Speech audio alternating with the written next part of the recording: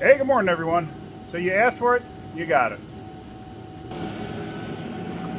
Got this 5.3 that I'm swapping out into that vehicle there. And I've got 2 broken exhaust manifold bolts in my head.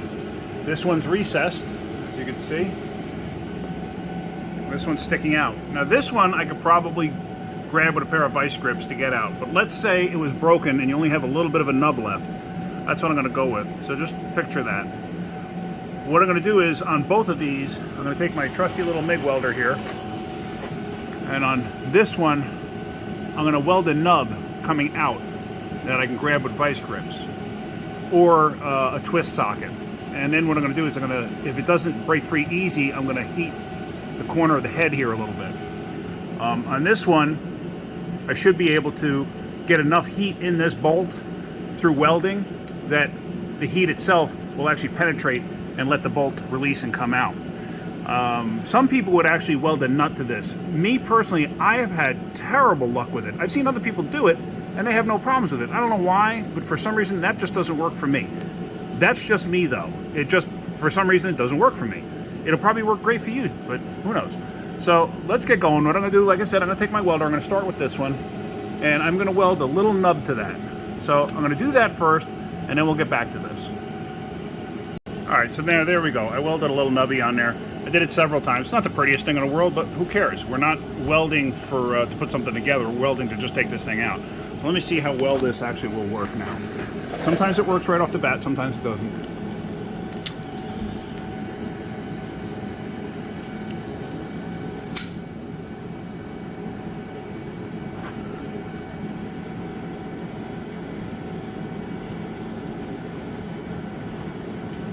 Alright, it's moving a little bit.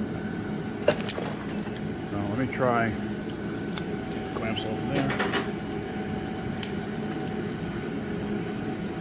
Let me try with the vice grips this way. Oop, pause for a second. Alright, so here we are. We have vice grips like this, and oh, there, you see it turning. Oh, okay, see, it snapped it off. Now that does happen. Now GM also uses Loctite on these bolts. So I'm going to weld that again, but let me show you this. This is a bolt out from one of the ones that didn't break, and you can see that's like a yellow Loctite that they use to hold these things in place, and that stuff is strong as shit. So what I'm going to do is I'm going to weld that again, and let's go from there. Alright, so this one's fighting me a little bit. The Loctite's really getting to me. What I did in between each time I welded on it, I took my deburring tool, which is this, and I went in there and I ground it down again. I'm getting it to move like 1/8 of a turn at a time. So now what I'm going to do is I'm actually going to heat this up with a MAC gas torch, this one here, and we're going to do that, get a little heat in it, because I think it's the Loctite was holding me up. I'm not going to go nuts, but we're going to heat it up. I'm going to pause this again. Alright, now as you can see, that slag that was hanging off, that was actually at the 6 o'clock position, so now it's at the 3 o'clock position, and it keeps snapping the end off that I weld on there, which is fine. Like I said, it just takes time. So this is going to take a little bit. So I'm just going to keep going, and eventually I'm going to get it out. Finally, it's got a good enough grip, and it's going. Man, that is a tight bugger right there. I don't know why that one was so tight. But I heated the corner up with the torch. But there it goes. It's coming out. Just like that. But that, man alive, that one was tight. So, and you can see it's the Loctite on there, which is creating a problem. So I think the heat finally just broke it free. So now you can clean that up a little bit, but you can see there's nothing wrong with the threads. Everything's fine in there. Now I'm going to do the same thing with that one. I think I might try the nut trick just to see. Like I said, I've never really had good luck with it, but I might just try it. Alright, so now for this side, since I got that one out, on this side we're going to try the old weld the nut trick. I'm going to take a scrap nut that I have, I'm going to lay it over top of it, and I'm going to weld that to the stud. This way I have the squares of the nut to grab a hold of.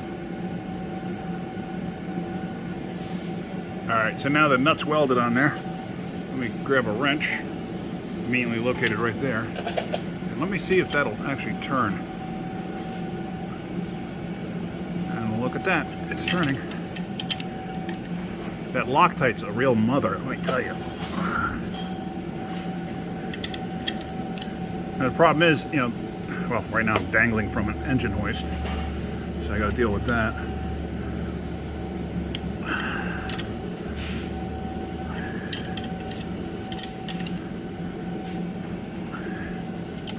All right, you get the idea. Let me pause this. All right, so now that thing's pretty loosened up, and now, as you can see, I can actually grab this without getting burned.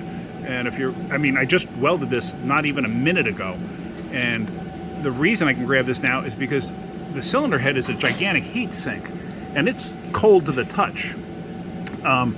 It's like, you know, it was probably 40 degrees in there overnight, 45. It's now probably 50, 55. I like it nice and cool in the shop. So all of that cold metal around the stud that I just welded just absorbed all the heat. So now, there it is, it's out.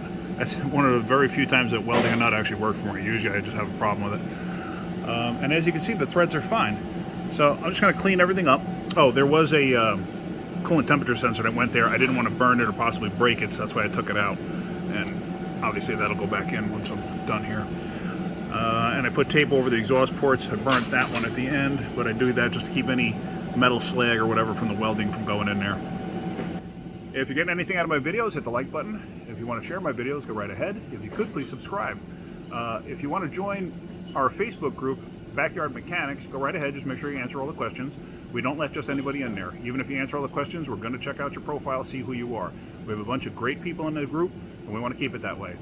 So I guess that's it for now. Everybody have a great day and keep wrenching.